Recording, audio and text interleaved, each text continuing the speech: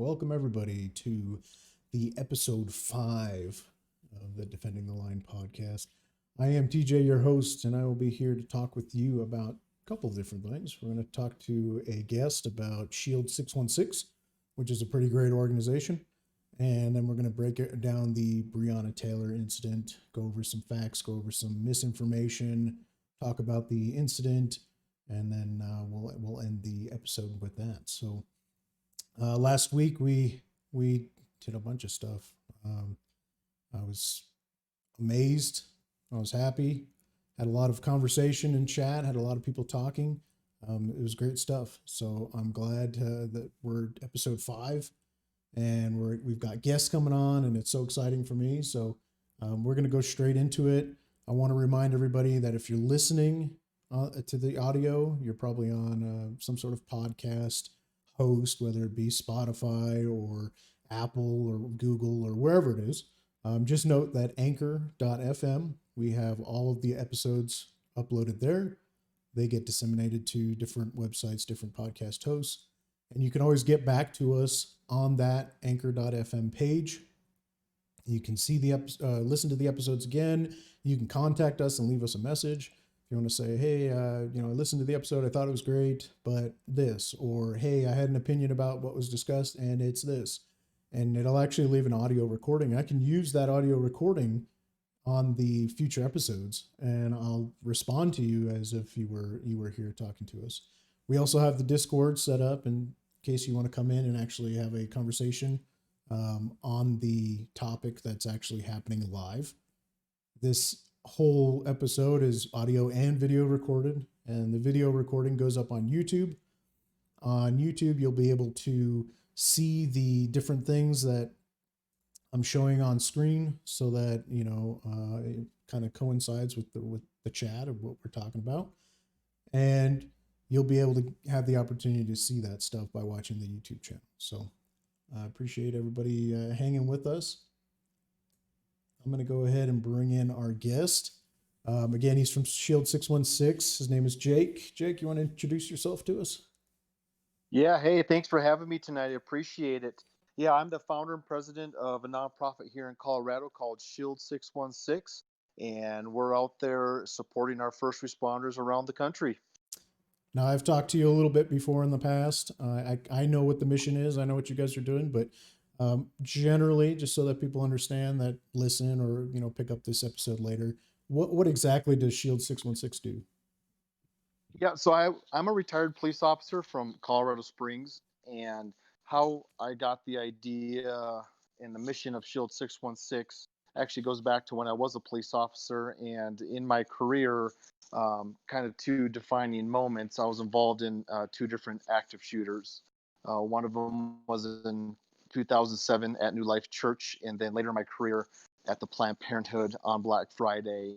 And in both of those situations, the suspects had a rifle, and as we all know, most of our street officers, our patrol officers, they don't have that protection. The vests we wear aren't designed to stop those bullets, and so especially after the second one,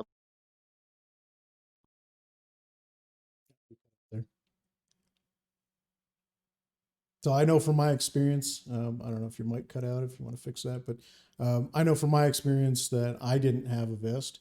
I actually had to go out and buy my own, and it was a fully rifle plated vest. It was heavy and steel, and it was ridiculous. But I ended up getting my own purchase. I think it was like almost $500. And I know that Shield616 does something with vests as well. I think you were probably getting to that point. I think your mic's cut out again.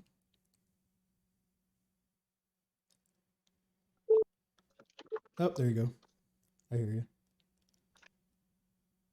And cut out again. am I still there? Yep, there you go. Cool. Oh, sorry about that. That's good. Yeah, and so in 2015, when we launched Shield616, right on the end or tail end of two different active shooters here in town, it really launched Shield616 very, very quickly. And we're very, very busy, and we're just trying to keep up and trying to move with a sense of urgency We all see what law enforcement is going through even today, and we just want to bless as many of our first responders out there as we can. Right. And so you have a partnership right now with a specific manufacturer, is that right?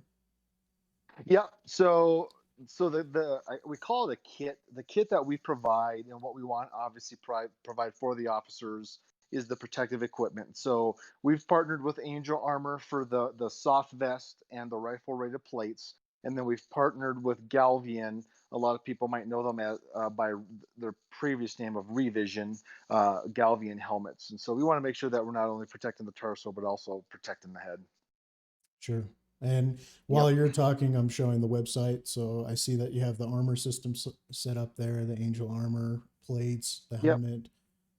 How do you go about getting this equipment to the officers? What's that kind of process look like? Yeah. So when I formed Shield616, I wanted to form a nonprofit that was going to have no red tape. So basically, somebody reaching out to us, whether it's email or phone call, or whatever, that is kind of the application process. We're not a grant, and what we basically just do is when somebody reaches out to us, we start to rally the local community wherever they're calling from, and we get their community members behind them. We want that support to be from their community, and so that's a very key component of it because we want them to have that opportunity for that relationship building that is so critical. And quite frankly, I think that's why we're so successful is because of that relationship building. We're not a nonprofit that just says, "Hey, donate your money," and it disappears. Mm-hmm. These people or these businesses or these foundations or churches, they get to donate and then they get to see their officer receive that gear at one of our vest presentations, and it's a very powerful ceremony, it's a very powerful moment. And I think it's at that moment when that donor realizes the true significance of what they've just done. And so again, it's not just donate, but it's they get to donate and then participate and have a chance to get to know that officer or that firefighter and support them, encourage them, be praying for them throughout the Mm-hmm. year. Yeah, and I've watched news, clippings and things that show the display that you guys have set out. You've got the helmet and the vest and everything, and the officer standing behind it, and then the people come in and shake their hands and meet them. And I think that's amazing. I think it's great that you have that community interaction. Yeah, How Go ahead.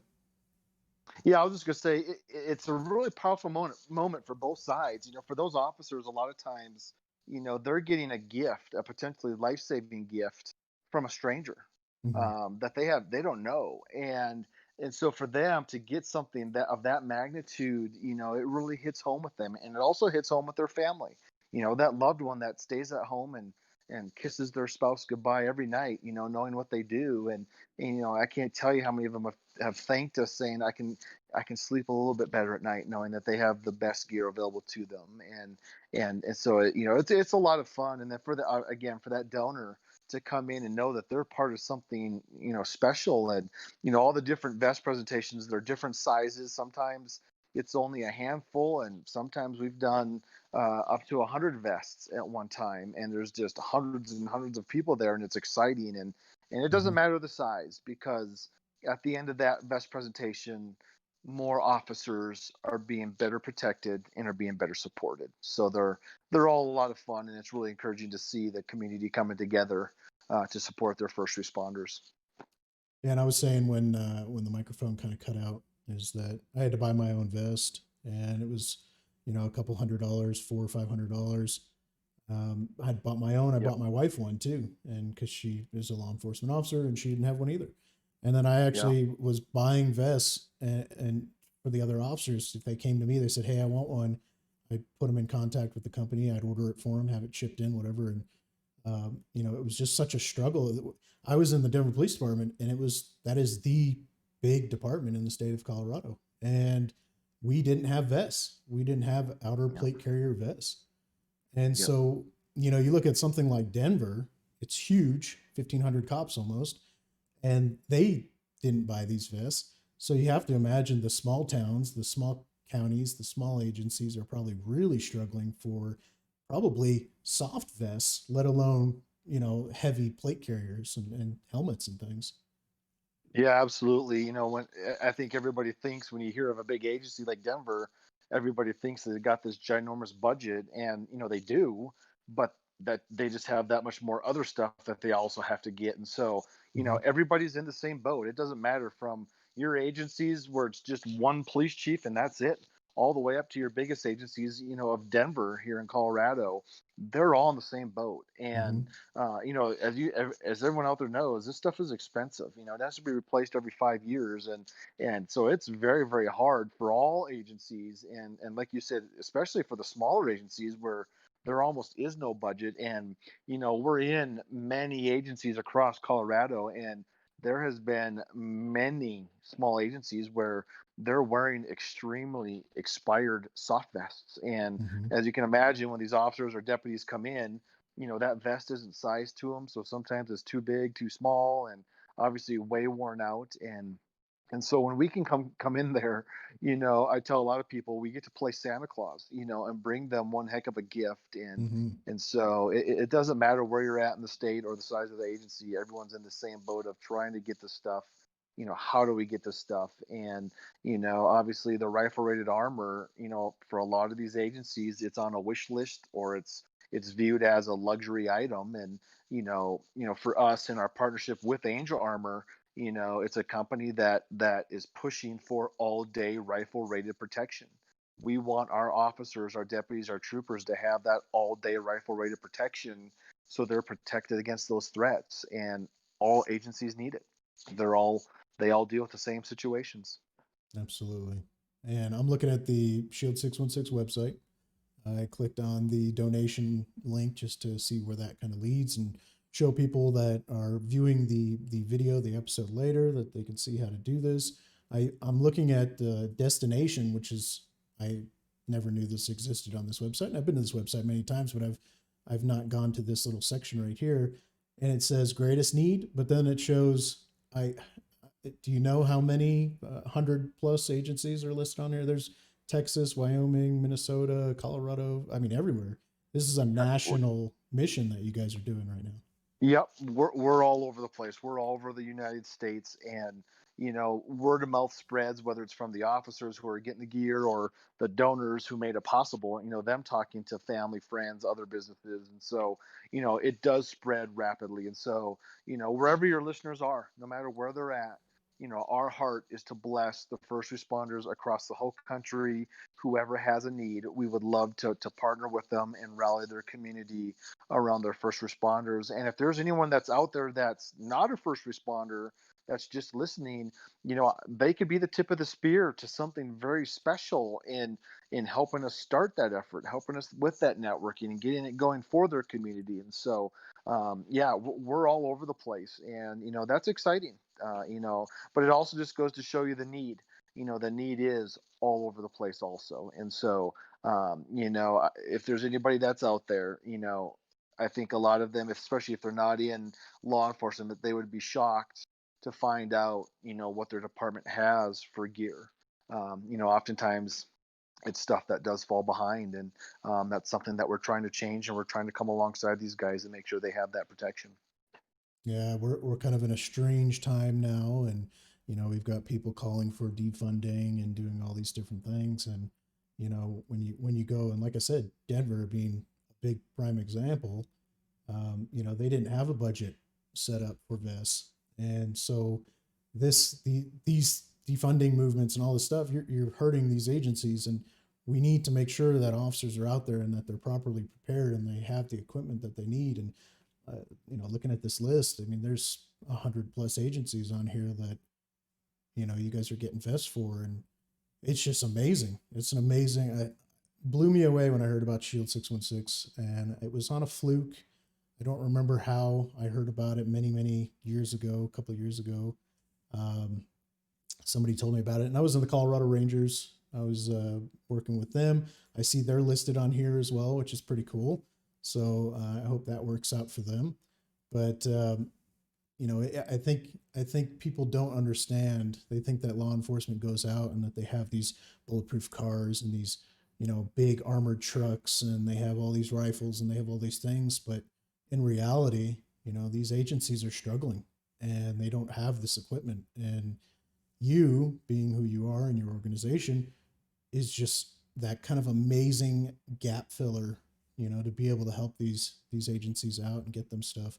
I know that my wife is in Denver, and that you guys had some sort of partnership, I think, with Freeway Forward, and you guys were able to do something with that and get their officers equipment. So she got her equipment from you guys, and Awesome. she wanted me to thank you personally for that, because that's, like I said, I bought her a vest, but it was full steel. It was heavy. It was Yep. bulky. It's not very comfortable. It doesn't work very well. And that's what I wore. And I was the first one through the door every time because I was the only one with the vest. Yep. And, everybody get behind me and say, head on in. Okay. And, that was just the thought process back then. But it's amazing that you guys are doing this. Now, if I'm a citizen, just a question, if I'm a citizen and I want to get something going for a local agency, do I contact the local agency kind of and get them to contact you? Does the citizen contact Shield 616 if they want to donate to a specific agency that may not be yet listed or something like that? How do you get them listed within the organization as a destination or a designation for donations? Yep. No, we have, whether it's an officer or a civilian, they both reach out to us directly. And so they can find that information on our website, shield616.org, or they can send us an email at info@shield616.org.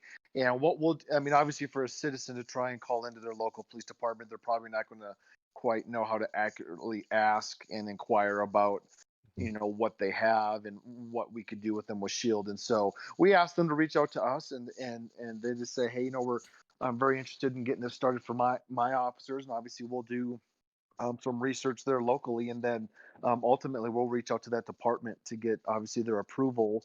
There's a couple things that we do have to go through just to confirm that we can donate and they have this need, and then we share who we are and what we're doing, and they're usually pretty blown away, especially when they hear free gear, and we've even had a handful of times when chiefs have said, I thought you were a scam, I thought this was too good to be true. And so for that civilian, that person that initiates this, that you can imagine them going, hey, I was part of something special, or hey, I started something special. And I don't think you can get any more special than helping provide something potentially life-saving.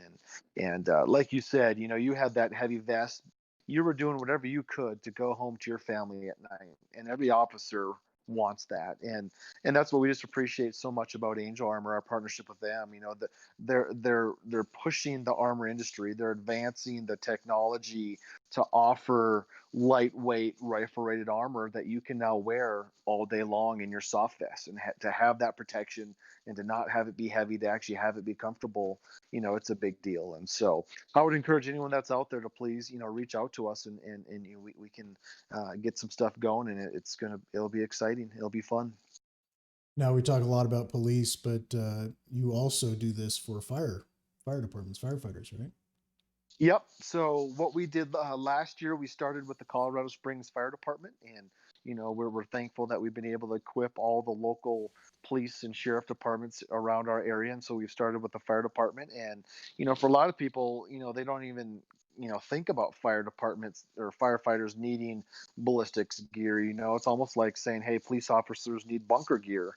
But these guys, as you know, and for a lot of your listeners, they understand also, a majority of these shootings that we go to, the shooters are not still on scene. And so these firefighters are asked to come into a hot zone, and there's been some situations across the country, and we even had a couple situations here in Colorado Springs where we almost had firefighters shot because we didn't know where that shooter was. Well, he happened to still be on scene, and so we obviously want to make sure that they're safe.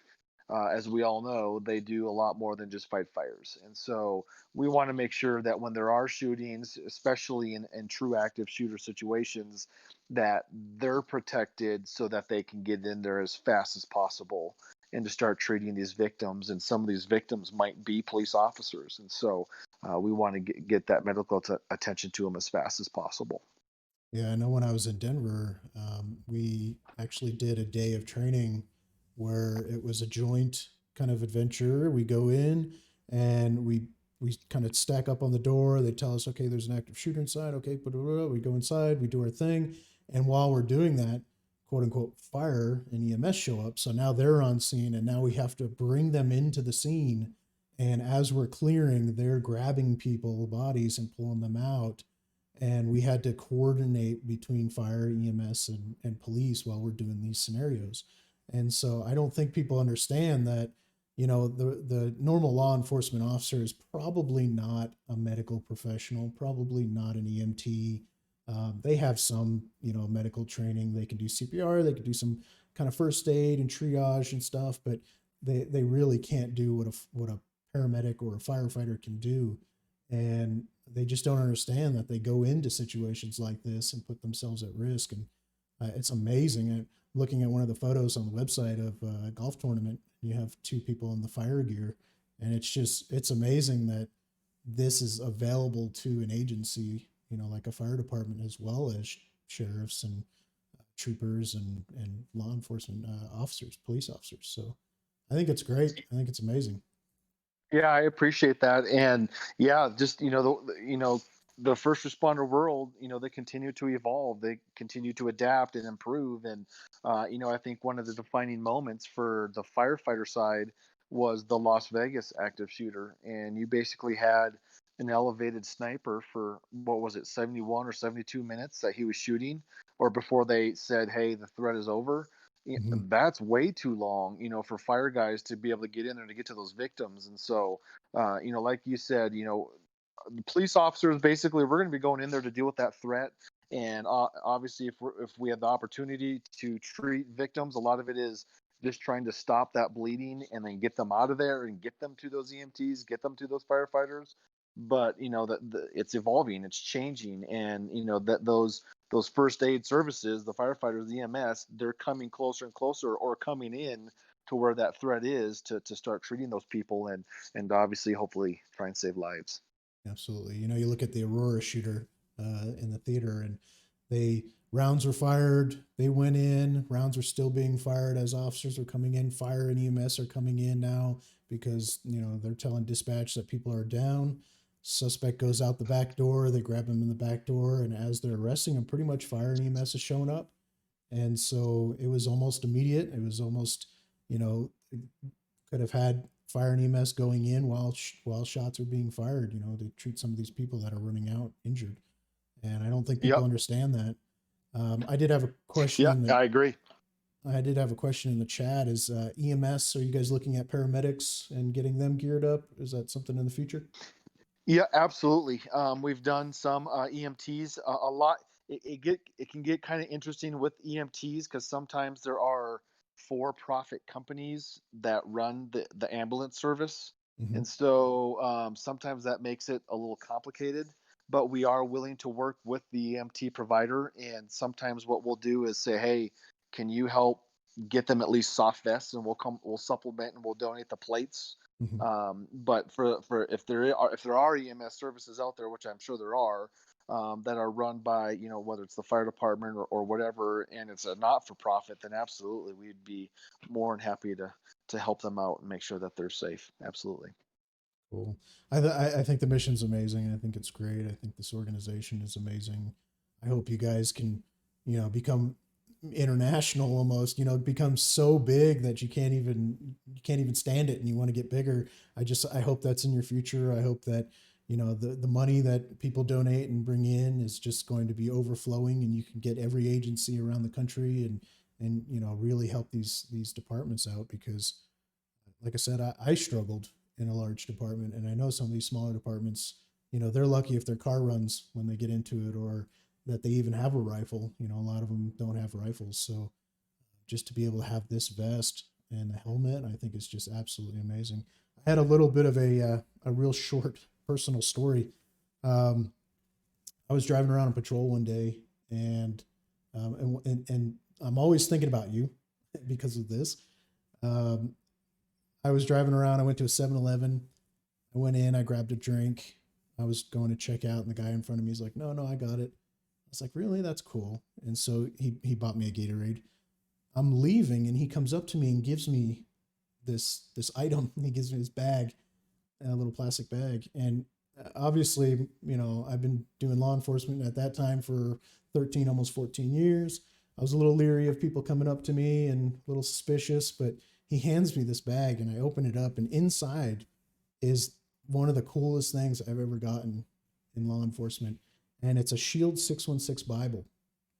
And Oh, I'll be honest with you. I'm not a religious person. I don't go to church. I don't do that stuff, but I have the Bible still to this day, months later, and I awesome. carried it with me every single day on shift. And I put it in my bag. And the man that brought it to me was a brother of a pastor. And I know that the Awesome. churches work with you guys. And inside the Bible, on the first page, it has the Shield616 logo, and it's a thin blue line Bible, and Well, it's awesome. amazing. I'm so glad you got one of those. And yeah, we got a great partner with Biblica. They own one of the translations of the Bible, and they're down here headquartered in Colorado Springs. And so, yeah, absolutely.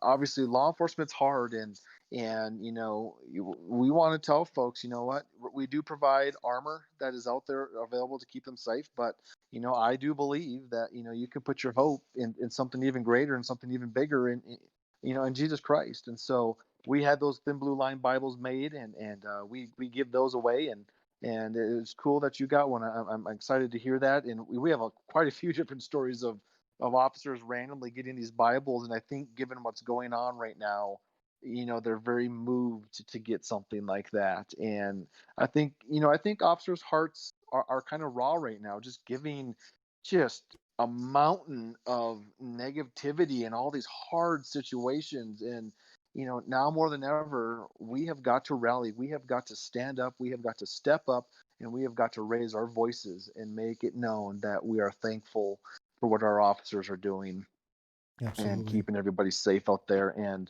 we're trying to do that, whether it's gear, whether it's merchandise, or even with a Bible. We want our officers to know how thankful we are and grateful for what they're doing out there. Yeah. And so I took this Bible and I went back. It was in my gear bag. And I was like, yeah, to my team members, I got this cool Bible, whatever. And they said, I want one. I want one. And I was like, okay, well, I'll try and get one for you. And then another person, ended up being like 5 different people wanted one. So I hunted down the church, and I said, hey, you gave me a Bible. Can I get more? She gave me a stack. And she was like, just give them to all Awesome. the officers. And each one, she said, is individually prayed on, and that it's for that individual officer that receives it, and it's, for them. And so somebody wanted mine, and I retired. 14 years. I said, oh, that's enough for me. I think I'm good. I gave away all my gear, and I Hmm. kept the Bible. And so Awesome. I'm not doing law enforcement anymore. I'm doing, this podcast, but primarily my job now, my career is photography.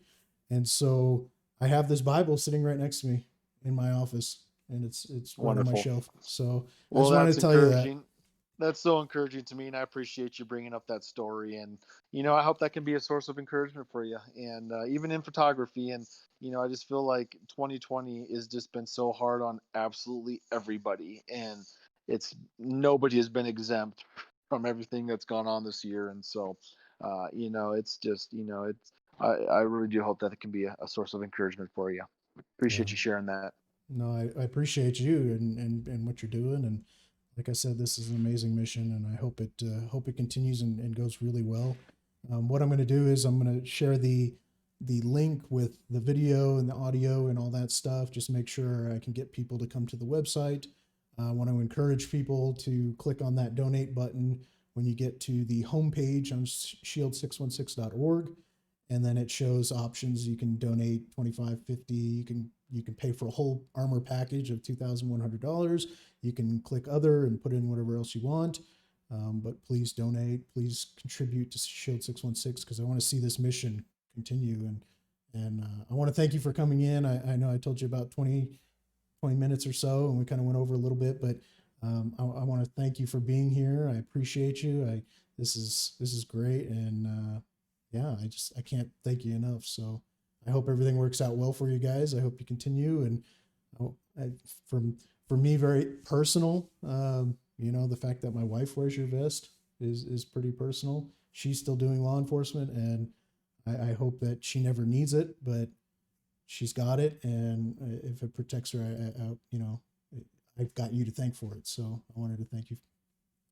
Absolutely. Thank you so much for having us. And yeah, I just want to encourage anybody out there, we can get that going in their communities, but also I just want to encourage all the listeners or all the viewers, tell some family, tell some friends, tell some first responders about this podcast. This podcast does make a difference. And just getting the word out there, there's no doubt in my mind that somebody's going to reach out to us, whether it's an officer or a firefighter or EMS or even a civilian. And so kudos to what you're doing. And please tell your wife to stay safe out there. And thank you for what she's doing. It's awesome. Will do. Appreciate you being here, and hope you have a good night, Jake. Thank you. You too. Take care, and everyone that's out there, be safe. So he talked about, speaking up and being loud and supporting law enforcement and supporting first responders. That's what we're doing here. That's what this podcast is all about. The whole mission of mine. So he's got his mission. I've got my mission. My whole mission was that I need to get out there, get loud, and tell people, what is happening in law enforcement, what is happening. Why do things happen? How do things happen?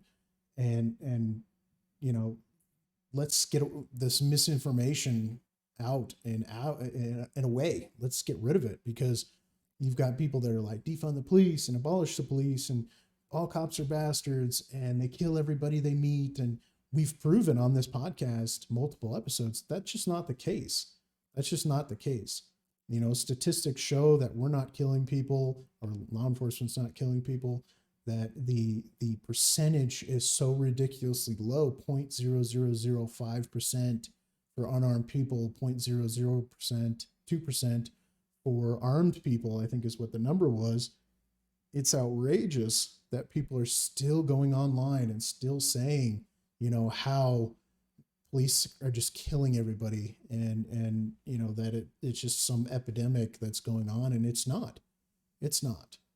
And so my whole mission is to defend the line, right? To defend the people that defend us.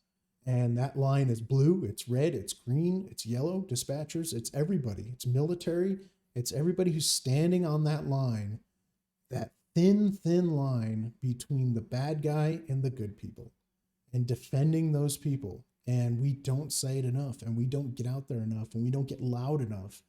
And I know there's law enforcement officers across the country that may or may not hear this podcast, but they feel the same way. And they want to be loud, but they can't. I got offered a position, essentially, or at least to apply for a position for a reserve deputy. And as cool as it would be, I think, to put the uniform back on, I would probably lose it pretty quick, because I'm way too vocal. I'm way too loud and proud to get quiet again. And I know a lot of officers, a lot of first responders, they're afraid of social media. They don't want to be on there. They don't want to get loud. And I'm not telling you to do that. I'm not telling you to violate policy and to get in trouble by speaking out against things. Let us do that for you. Let us get loud. Let us defend you, and you can continue to defend us. So that is the mission of this podcast. That's always been the mission of this podcast since day one.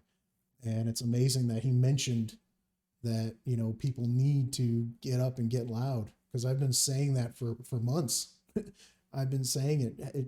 Just go onto Twitter and put hashtag get loud, and you'll probably see a dozen or 20, posts from just me saying people need to step up and get loud, because I've been saying it. So what we're going to talk about next, we're going to kind of transition a little bit out, and we're going to go to our main topic of discussion. The main topic of discussion I wanted to cover was the Breonna Taylor incident. And look, I am 100% on board that Breonna Taylor was not a threat. She did not fire a gun as far as we know. She was not a suspect in the sense that she had just killed someone, robbed someone. She didn't have a warrant. There was no reason, essentially, right, that she should have died. I think it is a tragic accident, okay? But there were some circumstances surrounding this incident, and we're going to cover some things in this podcast episode to talk about what actually occurred, how it occurred, and what transpired. And so, before I get into that, every law enforcement agency is different. And when I was in law enforcement in Denver Police Department, we had a multi-agency task force, so to speak, that would investigate officer-involved shootings. Now, I was involved in an officer-involved shooting. It wasn't me that shot, it was the officer standing right next to me. But I went through that whole process. And basically, I went downtown. We were immediately separated. So once the scene was secure, we were immediately separated. I didn't say one word to the officer that fired. I didn't say one word to the witness officers that were on scene. I was immediately taken away and put in a patrol car by myself. And I was like, wow, this sucks. And I was brought downtown. When I was brought downtown, I was put in a office room with a chair and a desk and told to sit down. And I just stayed there. I couldn't talk to the other officers involved. I couldn't coordinate or communicate, how we're going to make this sound and the stuff that you see on television of these guys that get into shootings. And they're like, all right, this is what happened. Remember, okay, so you did this and you did that. You look at Training Day. Training Day is a prime example. And I wish I could play movie clips on here because it would just be a perfect kind of segue into that. But there's the scene where he goes in. He talks to his buddy, the primary detective. He's talking to his buddy. He wants his money because all his money is buried in kind of like his kitchen area. He ends up shooting his buddy, the old guy. He had a gun too, but he dropped his gun, and then he ends up shooting him. And then he's like, all right, here's the plan. This guy comes in, he shoots at him, he gets shot, and then the bad guy gets shot, and everybody's good. And it just doesn't work out that way. I hate to break it to you, anti-law enforcement people, but it's not like the movies, okay? So in my situation and in a lot of other departments around the country, they split you up. They split you up and they interview you one by one. And they bring you down and they say, all right, tell me what happened. And then the next one, tell me what happened and tell me what happened. Sometimes there's an attorney there. You can have defense there with you. And they'll say, all right, you can answer that question, or hey, don't answer that question, or whatever. They're trying to defend you, right, to make sure that you don't say something stupid or whatever. More often than not, these shootings are not covering anything up. I think we said 98, 99% or something of officer involved shootings are legitimate, and sometimes there's a percentage that aren't and end up being something bad about it, whether it be they planted something or what. There are bad cops. We've always said that since episode number 1 of this podcast, and me personally before this podcast, I've always said, yes, there are bad cops. There are good cops. There are bad cops. There are bad cashiers. There are bad lawyers. There are bad doctors. There are bad trash men. There are, in every profession and career, there are bad people. Now, we need to weed those people out and get them off the job because they're making everybody else look bad and they're endangering citizens. And so we will continue to do that, or they will continue to do that. And we as citizens, me being a citizen now, I will push for bad cops to get out and good cops to continue to flourish, have the gear that they need, have the funding that they need, have the things that they need. Shield616, they go in and provide this body armor for these guys. And that's because they can't afford it. They have a budget. It's for training. It's for hiring. It's for vehicle maintenance. It's for ammunition. It's for all these different things, building maintenance, and blah, blah, blah, blah, blah.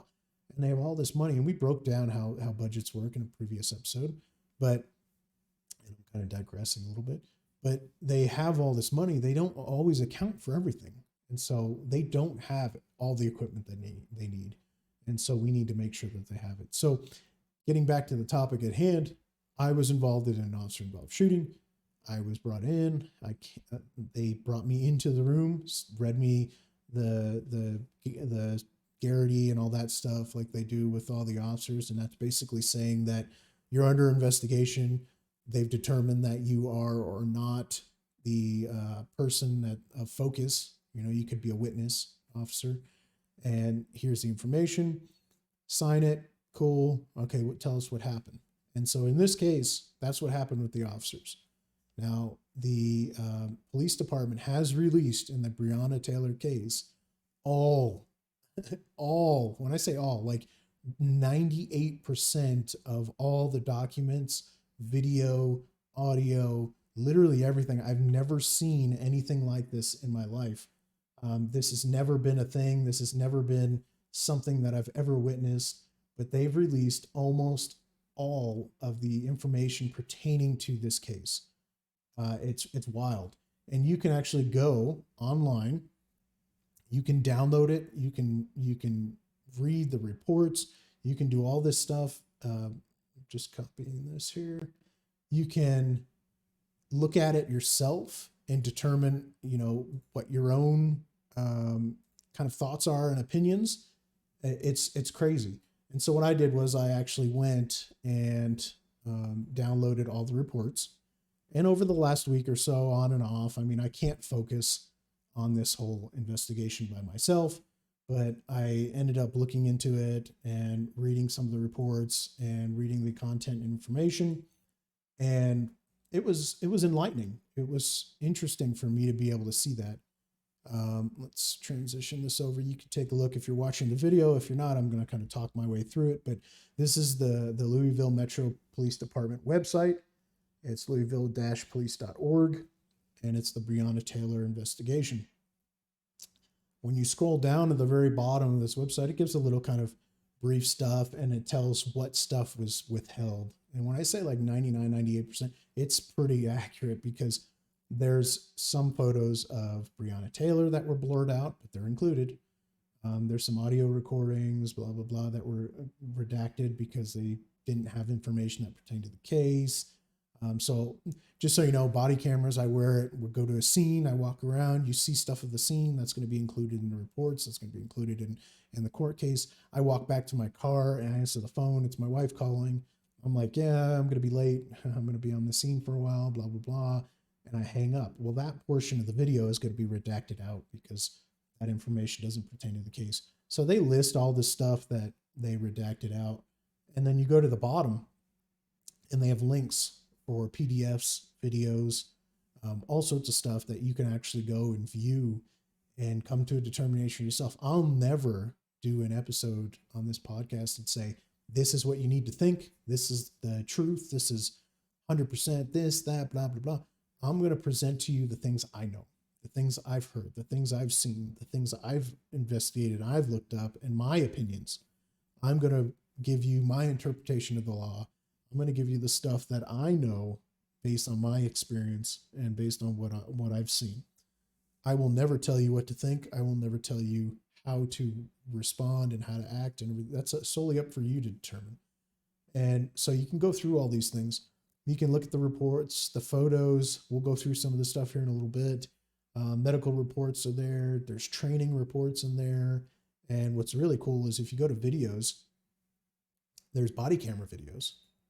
And when you click on that, there's 57, I think it said, total body camera videos. There's interviews, 148 interviews, videos, or that's audios and videos, phone calls, records, all sorts of stuff that are just videos. I've never seen anything like this in my life when it comes to a law enforcement investigation. I think that's important to note is that this is a big deal. This is important. This is something that they felt needed to be released. I think even the courts had a kind of a hand in that as well, saying that they need to release this stuff. But I've never seen all of this information released to citizens before, and I think it's wild. I think it's crazy. I think it's good. And so with them releasing all this content and information, you're now able to learn about what actually occurred, come up with your own determination. So what I want to talk about first is kind of the overall, what exactly happened, why did it happen, and all that. So we're looking at March 13th at about midnight, a little after midnight, so midnight 40 or so. The officers responded to Breonna Taylor's apartment because they had a warrant, and the warrant was executed for to search for drugs and other things that may be pertinent to a wide investigation. So there were a number of targets, there were a number of people and associates that they were looking for. There were a number of things, of items of importance that they were looking for. And so they had different locations that they went to. And it's pretty cool because they've released this photograph that shows the board, and it tells you, that they have a no knock warrant at this address. They've got a no knock warrant at this address, a knock and announce warrant at this address, all this stuff. They've got the targets listed, all these things that they're looking for, all the names of the officers that are going to each location. One of the big misinformation is that there were only 3 plainclothes officers that went to this address, and that's incorrect. There were a number of officers that went to this location, and they weren't in plainclothes. They weren't in what I'm wearing, a polo shirt and khaki pants. They were wearing shirt, pants, a vest that says police, just like Shield616 has, that they were talking about. It's a bullet resistant, we don't want to say bulletproof, vest that they wore, a plate carrier on the outside that had, pockets and holsters and all sorts of things on them.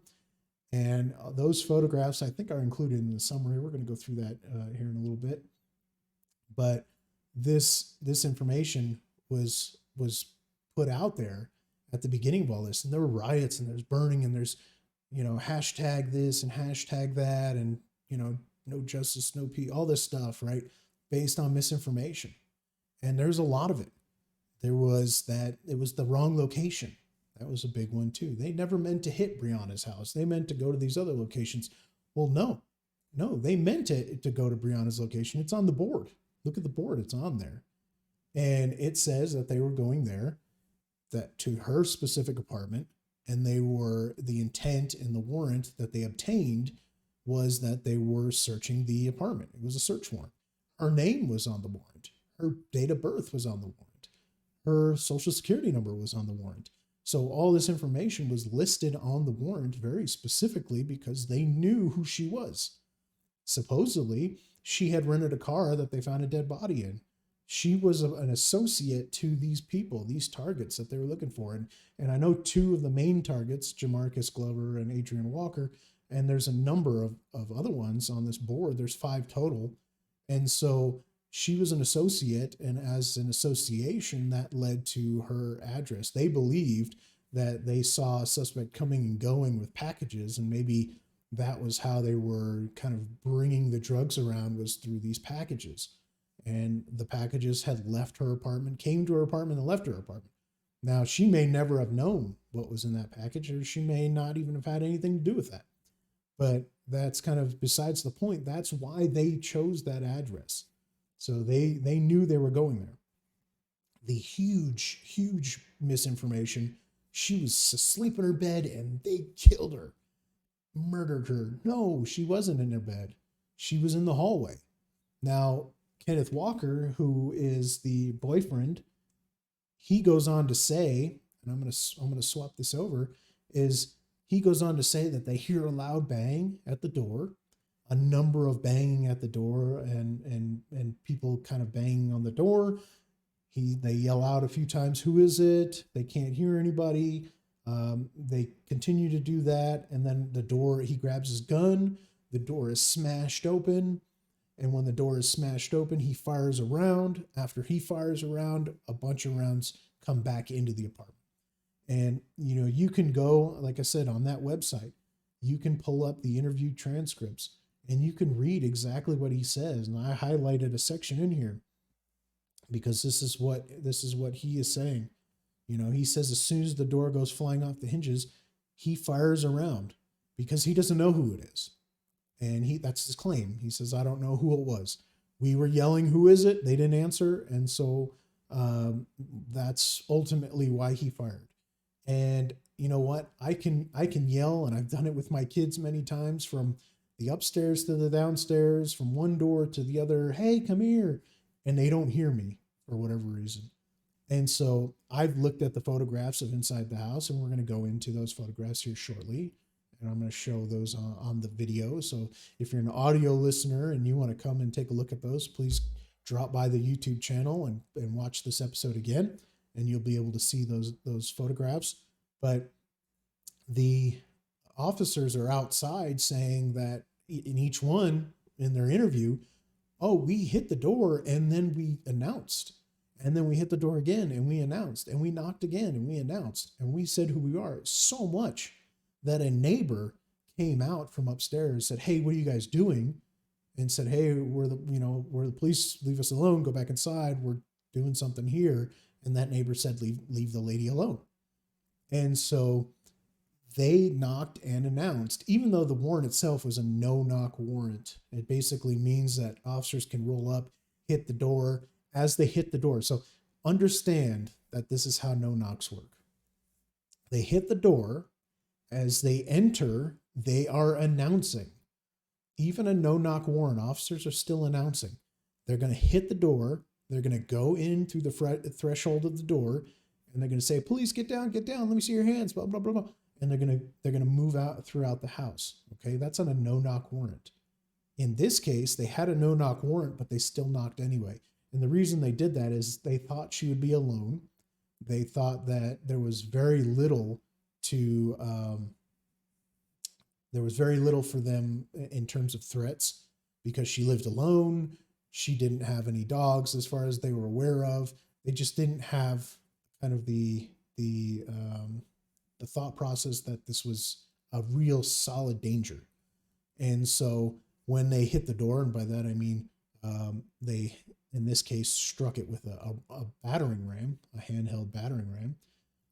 They made entrance while saying, police, search warrant, police, search warrant. And they hit this door multiple times saying, police, search warrant, police, search warrant.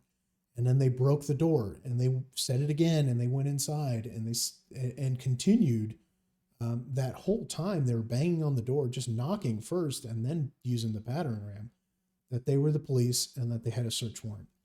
And one of the officers could hear somebody inside. So I'm not sure why Kenneth Walker couldn't hear the officers, because the officer could hear them. Like I said, one of the neighbors said that they heard the police. Now, a lot of other neighbors said they heard a bang and then gunshots. Now, it's midnight. A lot of people are asleep. And so if they hit the door, if they're knocking,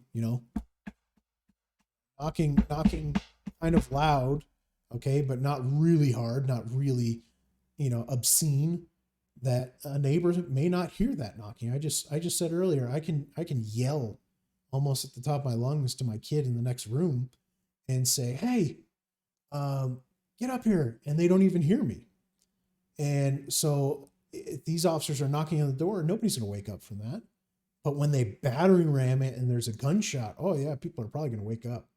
And that's what happened, is people woke up and they're like, what the hell? And then boom, boom, boom, boom, boom. And then so their interview, when they do their thing, is they say, I didn't hear anybody say police, search warrant. I didn't hear anybody announce. And that makes sense. So just understand that that's how law enforcement works. That's how they operate. That's how those no-knock warrants work. Now, one of the other things that is kind of out there is that she was an EMT. They said she was an EMT and she was trying to be a nurse and she was doing all this stuff. And she wasn't an EMT. She was an ER technician.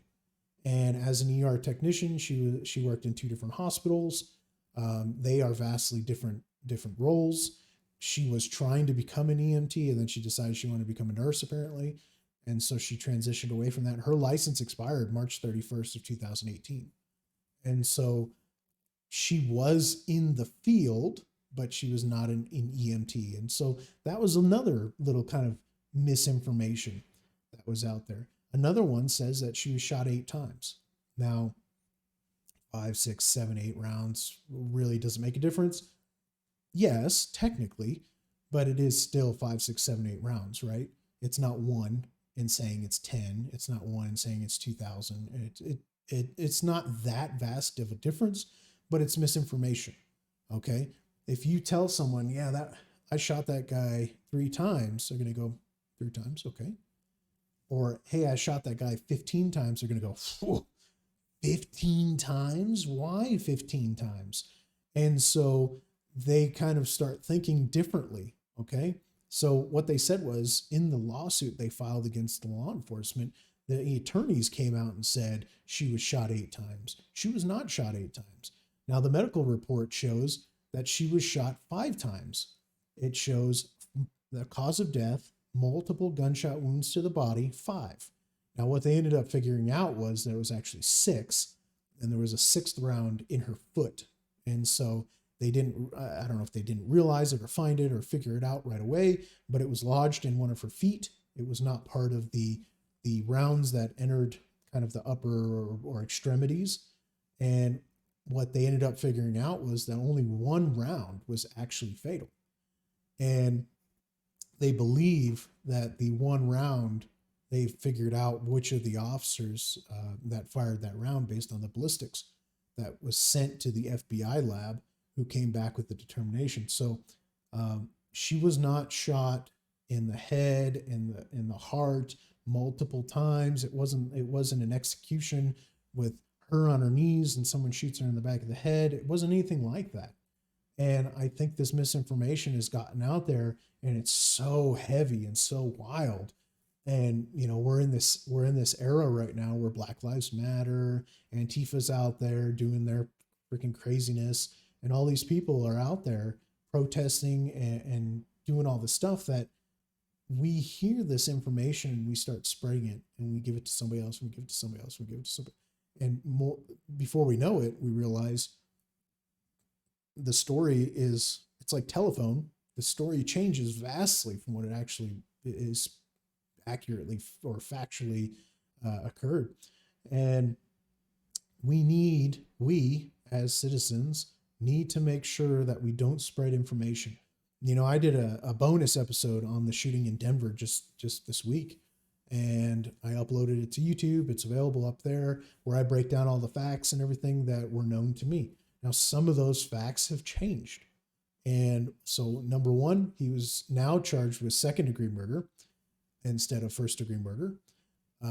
They've released more photographs from the Denver Post photographer that shows the sequence of events, and it's not really that much different than what I've already figured out, but things change over the course of an investigation. And understand that an investigation into a shooting, let alone a shooting that results in a death, is going to take time. And it's wild to me. It blows my mind that it's 2020 and we're still saying that these investigations are taking too long, that they're, it's a cover up, it's this, it's that. No, it's just an investigation. An investigation requires me to bring in witnesses and people involved and talk to them, and then go seek out information and corroborate that with the actual physical evidence. And, all that stuff takes time. If I go to a scene of a shooting at a party, or just, a bunch of people that are there, and I say, what'd you see? Well, I saw a guy in a black shirt and blue pants. And the next one says, I saw a guy in a blue shirt and black pants. And another person says, I saw a girl. She came in shooting. I have to look at all these different statements, and I have to corroborate that with other people, and I have to figure out, who did this, how they did this, and what the actual specifics are. So people need to understand that these investigations take time. And so the reports are released. You can read them, which is, again, amazing. So, you can scroll through. It'll show, the different dates, the key things, how she was involved, how these other guys were involved. There's telephone calls that show, after people are arrested, what they said about Breonna, what they said about dealing drugs, what they said about literally everything.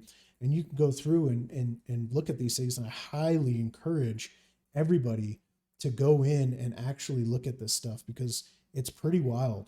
You can go through, look at the statements that were made. You can look at the photographs, the scene photographs. You can look at the evidence that was actually obtained, and it'll show the different placard numbers, how many rounds were fired, how many casings were recovered, which officers did what, the body camera content, and go through all this stuff. The basic information that I've talked about so far in this podcast is what is known about this situation. This is the information. I've kind of like did a summary of it, but this is what we know, this is what we've seen, and this is what's from these reports. And the grand jury, they made a determination. The officers they found were not guilty of murder. They were not guilty of killing her. It was a tragic accident, like I said at the beginning of this podcast episode. And they did charge one of the detectives because he fired into the apartment multiple times, and it went through to another apartment. The how it breaks down is they break the door, they go in. Walker fires the one round. He strikes Sergeant Mattingly in the leg. He retreats. As he's returning fire, he gets outside. Officers are returning fire to that threat. There was a threat. They don't know if this was an ambush. They don't know what this is, but they know that he's just been shot, that there's rounds coming at them, at least one round, and that they've returned fire. And so this is a gunfight. And during this gunfight, one of the officers fires multiple rounds that goes through to another apartment, and they charged him. They charged him with 3 counts of first-degree wanton endangerment. Now, I don't have that in this state, and we do have some endangerment laws and things like that here, but they ultimately indicted that detective on those charges. And so just understand that the initial exchange of gunfire, which ultimately killed Breonna, was not intentional. They probably didn't see her. And in the interviews, I didn't see anything in there that said, I saw a woman standing there unarmed and I shot her. Nobody says that. So they didn't see her as a threat and fired at her. They were returning fire to a threat, and she ultimately got struck. And that's a tragedy. I don't care if she had 12 warrants and she was a whatever, okay? Insert criminal type here, okay? Gang member, this, whatever, blah, blah. If she's unarmed and she had nothing to do with what was going on and she was killed, that's a tragic accident. I don't care if it's a criminal, okay? But in this case, she was not a criminal, at least not the subject of this warrant, not the subject of an arrest or anything like that, and she was killed. That's a tragic accident, and we realize that. Now, some of these photos you're going to see, if you're viewing this as opposed to listening to the audio, there is a number of evidence outside where the sergeant retreated with another detective or two. There's some magazines, there's some ammo. You get into the front door of the apartment, which is where they struck the door with the ram after knocking. The balcony right above the door, you can see it in the photograph, is where apparently the neighbor came out and said, hey, what the hell are you guys doing? And so these guys are, again, in plain clothes, but they're wearing vests, and the vests have police on it. And the vests show this person that they are law enforcement. And so there should be no confusion. I don't believe that person called 911. At least I didn't see that anywhere, to say that some weirdos are breaking into somebody's house. They assumed, okay, this is law enforcement because they said that's who they are. Here's the hallway. Breonna Taylor is blacked out in the photograph, but she came out of the bedroom with Kenneth Walker and she was shot in the hallway.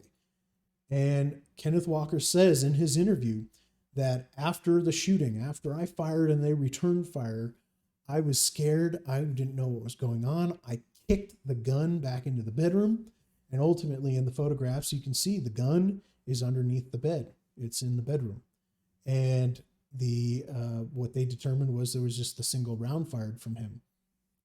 So you'll learn if you get into law enforcement and you kind of see how these investigations are, even from the outside as a citizen. But if you did it in the law enforcement capacity, that every person you talk to 2 people over the same situation.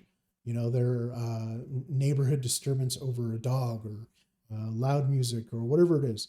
You go talk to two different people, you're going to get two different stories. And law enforcement always takes everything that people say kind of for at a grain of salt, right? And they know that somewhere in the middle, you've got their story that says this happened and it's their fault. And then you got the other story that says, no, this is how it happened and it's their fault. Somewhere in the middle is the truth. Okay. And so Kenneth Walker, he does provide some information that is truthful. He provides some information that matched and was accurate to the incident. He says we were asleep in bed. Our clothes are down on the floor. We got dressed. We then go out to see who it is. I grab my gun. I fired a round as they blew the door open with the ram. That's all very accurate. That's all accurately shown in the evidence of the incident.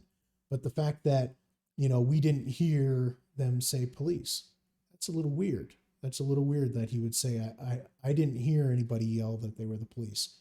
But then supposedly the neighbor, came out and saw that they were police and heard them before they breached the door. So I think it's very important. I can't stress it enough.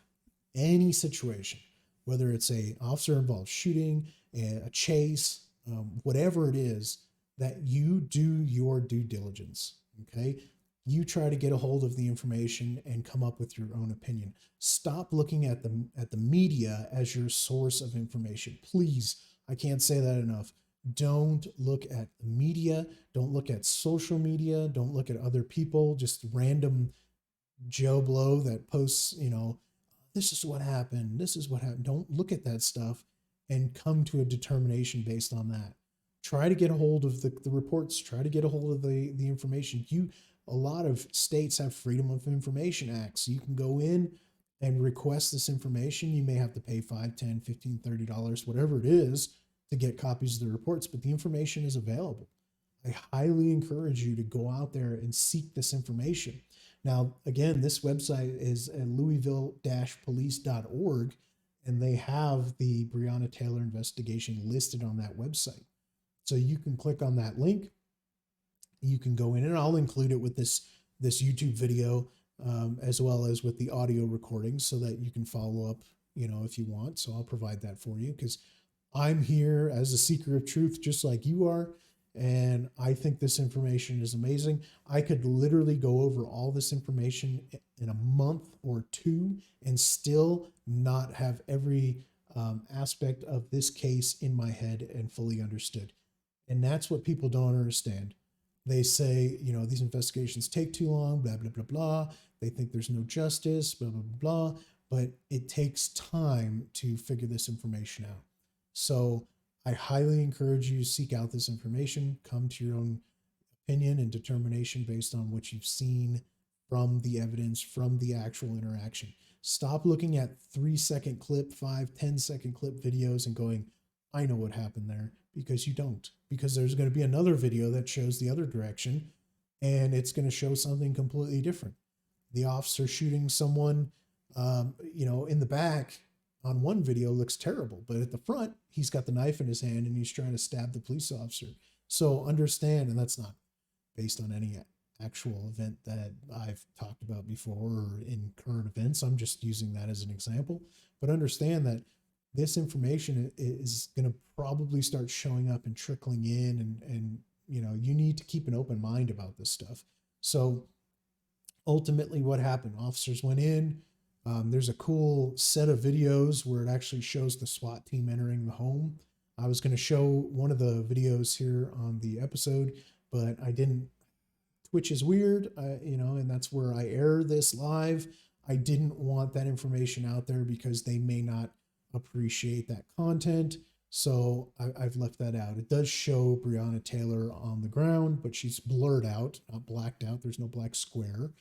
And I feel like Twitch and YouTube probably as well would be a little upset with the fact that there's a body blurred out on the ground. And so I'm not showing that video, but you can pull up all the body cams and watch them.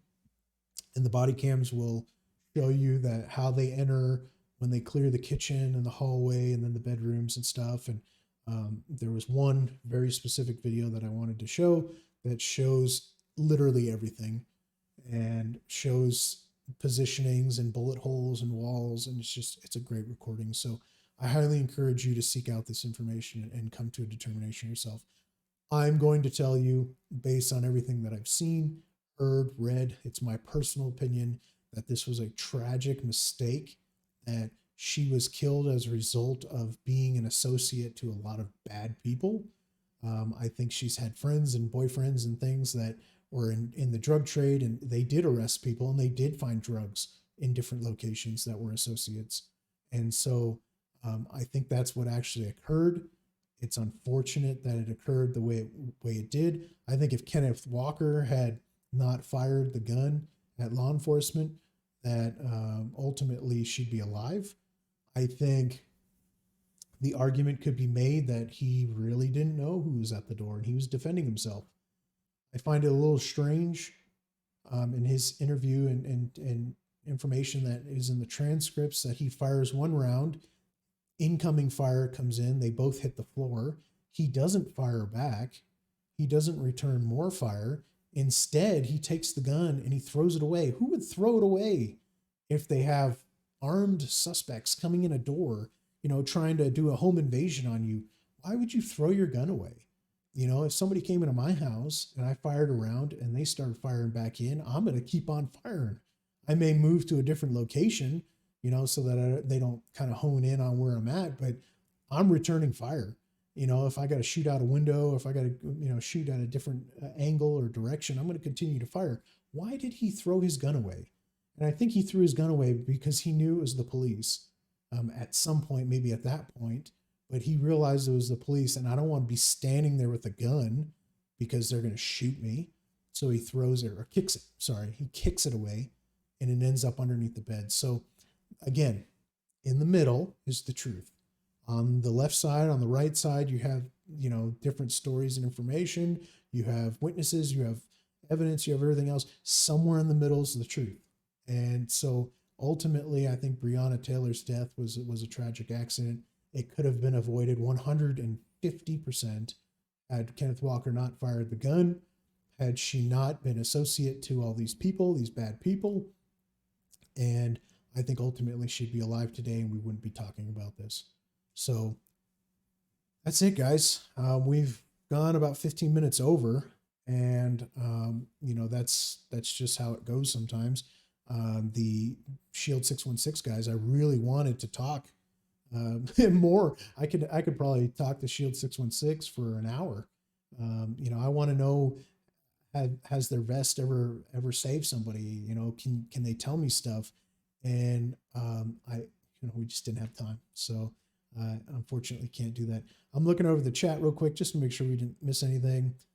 Jimmy Games Live said, thanks for the podcast. He's got to go, but he's glad he randomly came across me today. Well, I'm randomly thankful that you came across us today. He says, we'll have you on in the background. Oh, okay. So he's probably still listening. So thank you, Jimmy. Appreciate you. But yeah, thanks everybody. I think at one point we're at 5 viewers or something. And I don't anticipate we're going to have a lot of viewers on Twitch. I'm not a Twitch streamer. I used to be, and I had something like 7,000 followers on that account. But this is a podcast. This is done once a week and just for an hour, and then it's done. And so for the listeners, I appreciate you guys listening. For the people that are watching the YouTube video episode, I appreciate you watching. We will be on again next week on Friday at 10 p.m. Eastern, as always. And I look forward to seeing everybody. So thanks for coming. Thanks for your input. Thanks for your interactions in chat. And I look forward to more of that. So thanks again and have a good one.